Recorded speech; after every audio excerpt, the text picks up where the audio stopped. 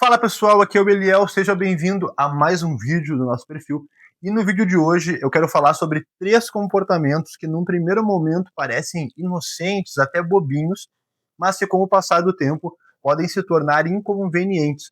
Ou pior, podem se tornar gatilhos para comportamentos piores. Perfeito? O primeiro comportamento que eu quero estar falando com você é o fato de puxar no passeio. A gente sempre fala, dentro do adestramento, que a reatividade é separado em 3 passos.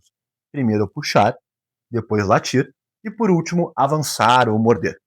Quando o meu cachorro ele apenas puxa durante o passeio, pode ser que eu passe a vida toda nele no primeiro passo.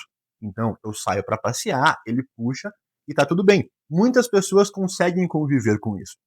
Mas o que acontece é que a grande maioria desses cães vai receber essa tensão da guia no peito deles ou no pescoço e vai responder a essa tensão puxando mais.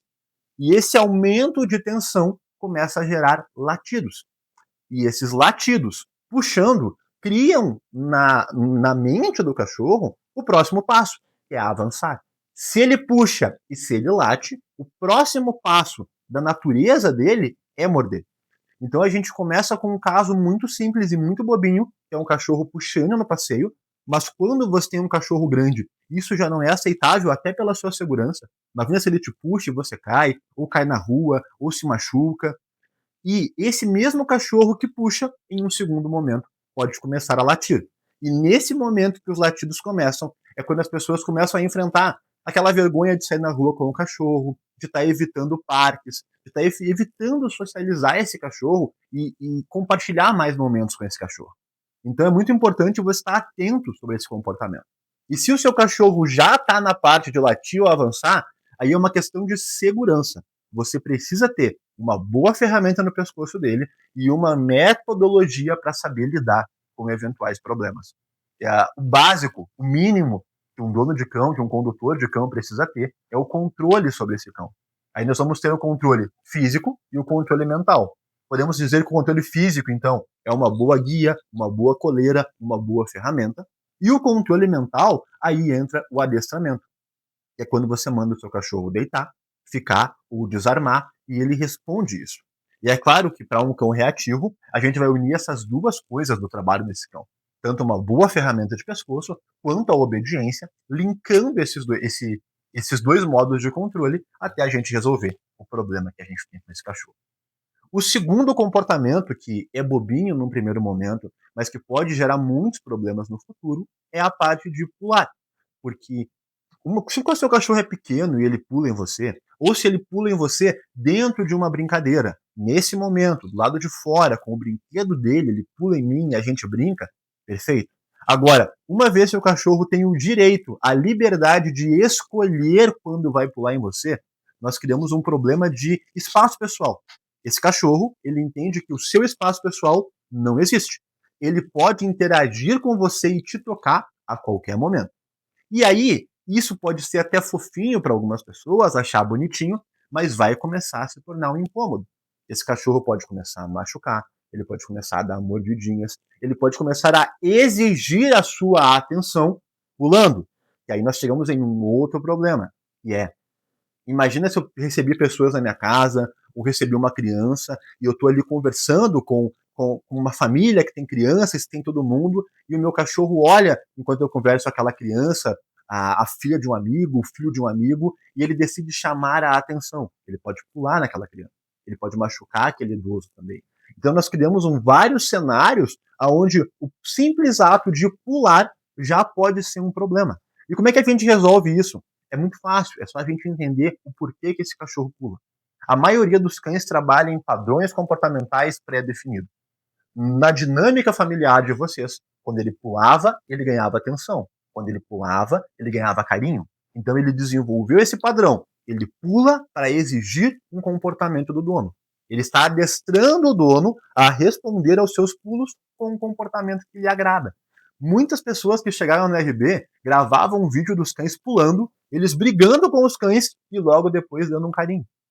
Ou seja, eles recompensaram aquele comportamento do cão e a briga em si para o cão é indiferente, é só ruído. Tudo que a gente fala para um cachorro é só ruído. ele entende a tonalidade de voz e no adestramento ele entende signos vocais. Se eu falo deita, ele entende que a barriga tem que estar no chão. Se eu falo senta, a genital tem que estar no chão. Se eu falo fica, ele tem que estar parado. Então, são signos vocais. Ele não associou a palavra, ele não entendeu que no português o verbo sentar, ele ouviu, está conjugado em uma palavra de ordem e agora ele deve obedecer. Não, para o cachorro, se você adestrar ele a colocar a barriga no chão ouvindo panela, quando você falar panela, ele vai deitar. Então, o ato de conversar para resolver o pulo ou conversar para resolver a atividade não é algo que vai estar ajudando. E por último, o comportamento que, num primeiro momento, parece um comportamento bobinho, mas também pode se tornar um problema no futuro, principalmente com raças mais dominantes, é o cão que ele chega, ele pisa em você, ele pisa no seu pé, ele deita no seu pé, ele invade o seu espaço pessoal, dessa vez sem pular. É quase como uma reafirmação de posse. Ele vai aumentando o comportamento sobre você. E aí, nesse momento, pode acontecer que esse cão te veja como uma posse. E aí que vai entrar o ciúme canino, que é muito procurado na internet. Ah, o meu cachorro tem ciúmes de mim, tem ciúmes da minha irmã, ninguém pode chegar perto. Às vezes é até falado como se fosse algo positivo, né? Só que esse ciúme do cachorro, ele não é um ciúme humano. Ele é um ciúme único e exclusivamente de posse. É o mesmo ciúme que ele vai ter com um osso, é o mesmo ciúme que ele vai ter com uma caminha que ele gosta bastante. O cachorro pode, inclusive, ter esse excesso de posse em relação a você, e começa com pequenos sinais, pisar, pular, invadir o seu espaço, se tornar reativo e agressivo quando não recebe essa recompensa que ele quer. No momento que você for afastar esse cachorro, ele pode rosnar e ele pode fazer vários comportamentos que você não vai gostar. É claro que nós pegamos aqui 3 comportamentos bobinhos que podem vir a gerar problemas. E aí vai muito da sua responsabilidade com o seu cão de entender se ele está indo para um lado de um cão problema ou se ele está indo para o lado de um cão educado, de um cão familiar, de um cão pet. Todo comportamento, por si só, ele não diz muita coisa. Agora, um cão não adestrado fala muito sobre os seus comportamentos. Quando nós temos um cachorro que ele passou pela aprendizado, validação e solidificação dos comportamentos, um pouco de carinho, um pouco de liberdade, não vai ser um problema para ele, porque está muito solidificado na cabeça dele a relação que ele tem com o dono, a relação de ele ser o cachorro da família e a relação de ele ser conduzido.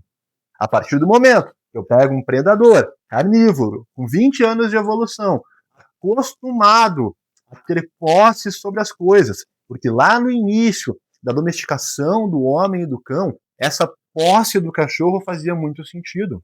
No momento que eu abato uma presa grande, eu quero que ele fique do lado da presa, defendendo aquela presa. E a gente vai fazer o rateio da carne, ele vai ganhar a parte dele e está fechado o nosso trabalho. Só que isso, dentro de uma dinâmica urbana, que começou há 100, 200 anos no máximo, ainda é muito presente para o cão.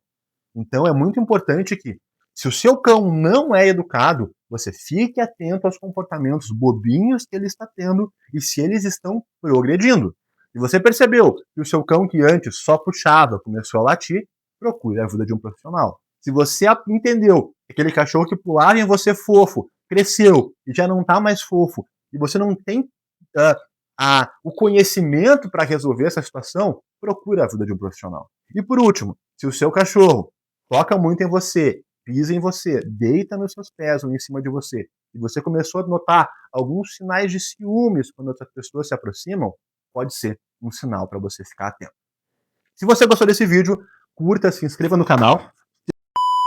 Se você gostou desse vídeo e quer mais conteúdo sério de adestramento que resolvem o seu cachorro e os problemas que você tem na sua família, curta, se inscreva no canal e também conheça a nossa metodologia.